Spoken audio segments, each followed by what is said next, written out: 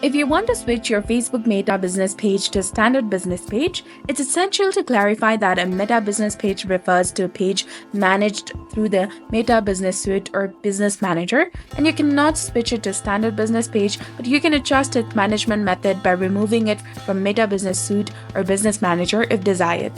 So here's a step-by-step guide. To remove a page from Meta Business Suite, first of all, open your Google Chrome web browser if you're using a mobile device. And from here, tap on Events Manager option. On the left hand, tap on All Tools, and there you will see numerous options. From where you need to go to Business Settings, that is between Store Location and Collaboration Center, tap on it. Now, locate the page you want to manage independently. Click on Select Pages. Remember that to remove the page from the Meta Business Suite, the page must be at least 90 days old.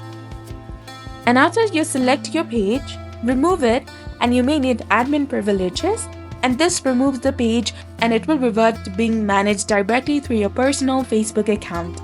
And you can manage the page as a standard business, and you will be able to use the page without the Meta Business Suite additional tools. So this was all about it. If you found this guide helpful, please like, share, and subscribe.